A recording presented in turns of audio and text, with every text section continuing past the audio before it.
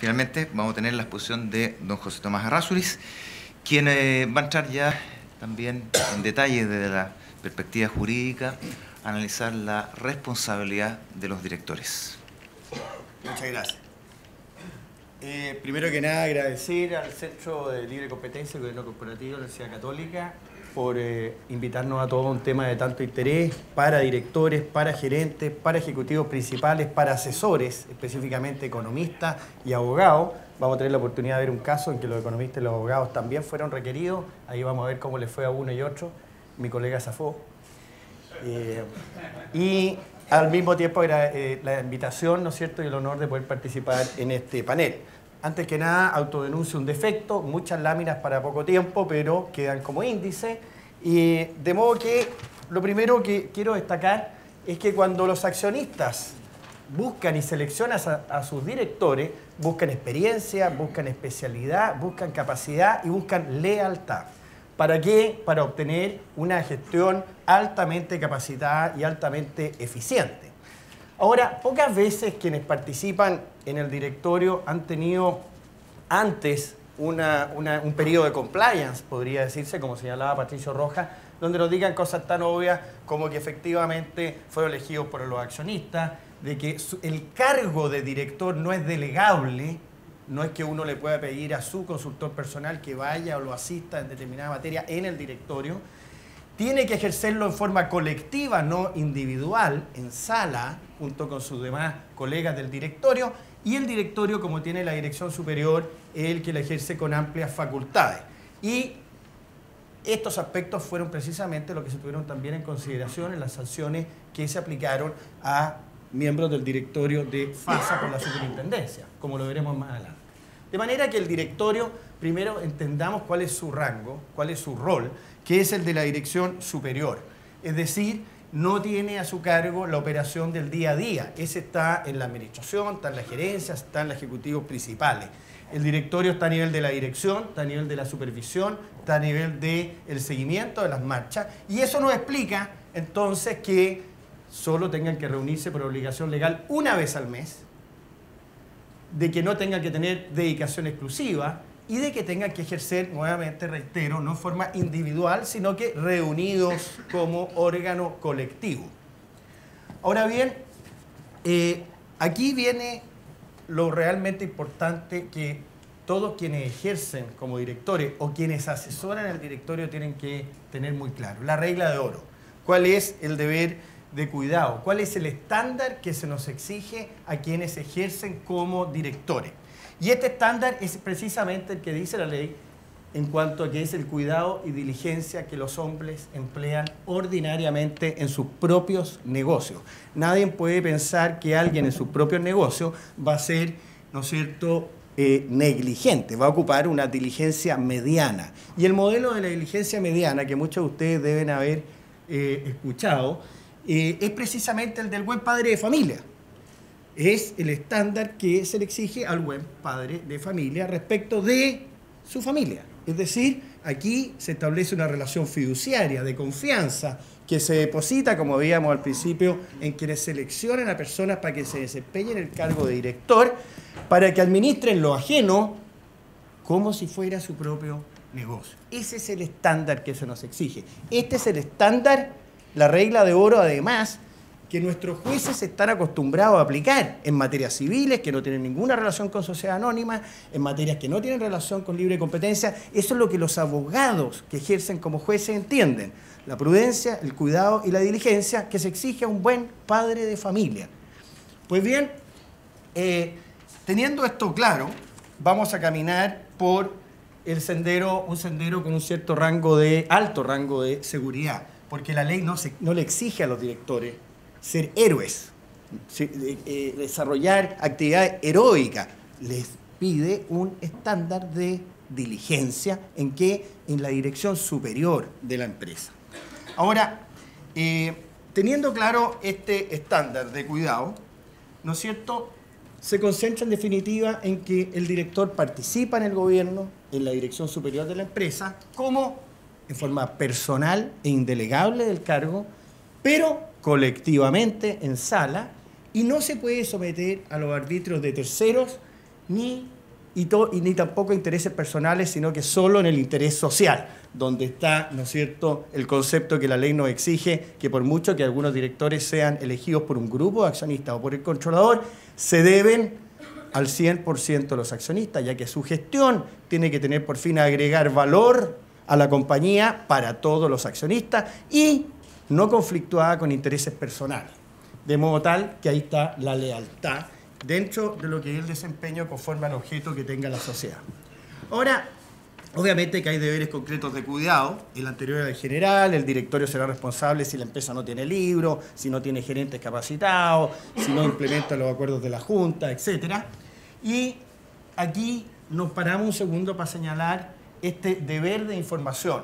Digo deber porque la ley establece, y antes se comentaba también en las exposiciones anteriores, este derecho del director a informarse. La ley lo trata como una atribución o derecho a pedir toda la información que sea necesaria, que sea obligatorio por parte de la empresa y su ejecutivo a otorgarla, pero lo interesante es que la superintendencia, y yo creo que tiene bastante razón en la línea de pensamiento, independiente de cómo se aplique en cada caso, es que este derecho es la contrapartida de un deber. ¿Y cuál es ese deber? Es el deber fiduciario de confianza, de buena fe que se ha depositado en esa persona por parte con los accionistas y que se establece también respecto a la sociedad. En consecuencia, si los actos de esa persona que participa en la dirección requieren el informarse, entender la esencia del negocio que se está haciendo, pedir los informes correspondientes, ¿eso es para qué? Para dirigir bien. ¿En favor de quién? De los accionistas y de la sociedad. Por ende, la contrapartida de cumplir con ese deber es pedir la información. Ya no es una mera atribución.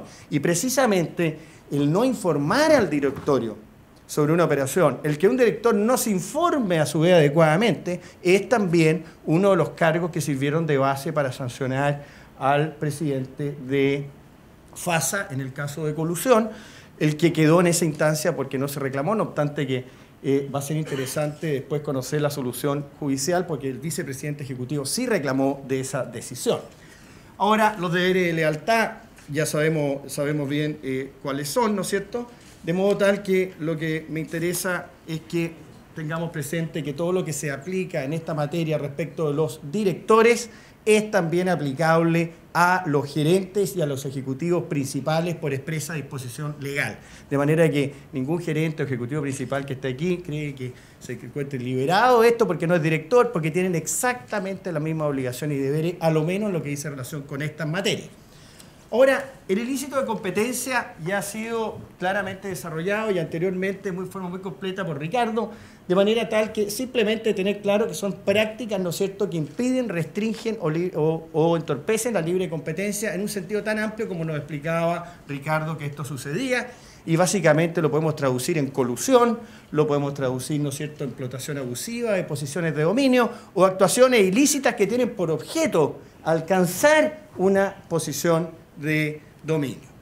Y dentro de esto tengamos presente que se pueden dar dos situaciones.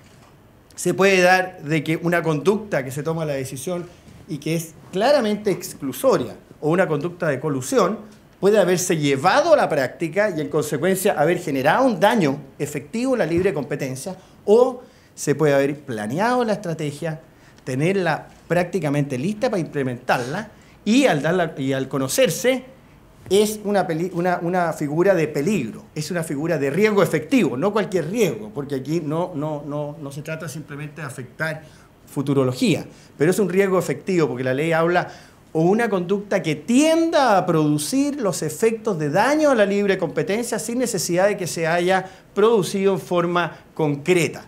Y cuando haya que graduar las penas, la sanción de multa, habrá que ver ya sea en que se produjo el daño o que era un peligro, si estaba en categoría de impedir, restringir o entorpecer y conforme a ello aplicar la sanción correspondiente conforme al principio de la proporcionalidad. ¿Y quiénes pueden ser, ¿no es cierto?, objeto de la acción respectiva, ya sea requerimiento, demanda o incurrir una conducta?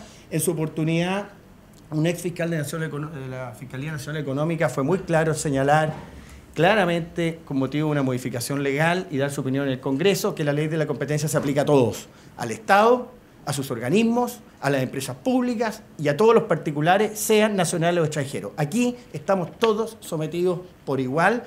Tanto la autoridad, que tiene facultades normativas, al dictar un reglamento, se puede reclamar en cuanto a que ese reglamento en sí mismo constituye actos contrarios a la libre competencia, ya sea porque esté o no favoreciendo un monopolio, o porque una empresa pública está incurriendo en actos, o un particular, sea persona natural o jurídica. Y aquí entrando, nos damos cuenta que por las personas jurídicas van también a responder sus respectivos miembros de los órganos de administración, en la medida que faltaron a deber de cuidado y en la medida de que participaron en la conducta ilícita.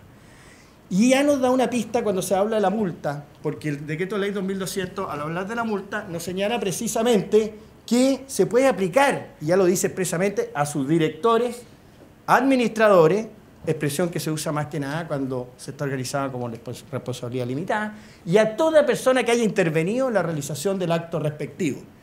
Y es más, para que no se sientan protegidos, ¿no es cierto?, por el paraguas de la sociedad, se le dice, señor, sociedad, no se le ocurre a usted pagar esa multa. Yo lo voy a sancionar a usted, voy a sancionar a su director, si es que provee que participó, y usted no me la paga. Y que no la pague una filial, y que no se la pague su controlador ni ninguna empresa del grupo perteneciente o un director de una entidad del grupo empresarial. La paga solito. De manera que sí hay responsabilidad. Y además le dice, ¿y sabe qué? Siguiendo la regla general de responsabilidad extracontractual, cuando son varios los que participan en un ilícito, usted, víctima, puede, y no solo víctima, desde el punto de vista del Tribunal de Libre Competencia, se puede también pedir que el pago de las multas sean solidarias. Lo que quiere decir que se puede haber seguido un caso contra la sociedad, no haber emplazado ni haber citado ningún director ni gerente, se aplicó la multa y la sanción a la sociedad, y posteriormente, cuando se pide el cumplimiento de la multa, van y le golpean la puerta al director y le dicen, señor, ¿sabe qué? No he encontrado el gerente de la sociedad, así que me paga usted, y sin haber sido emplazado en el juicio. Bueno, pero también con el requisito que haya participado en la realización del ilícito. Ahora, veamos algunos casos. Me refiero nada más que a casos de colusión, que son de bastante interés, porque en su ejecución práctica muchas veces se envuelven en la implementación los directorios ejecutivos principales. En los exclusorios, como por ejemplo los casos que señalaba Jorge, el caso de exclusorios de mercado, de embotelladores, ninguno de esos fue dirigido contra directores ni ejecutivos principales, porque aparentemente eran prácticas que primero no han sido sancionados, fueron en lugar de acuerdo, y segundo, eran prácticas propiamente tal ya de un nivel de comercialización. Ahora, en este caso de FASA,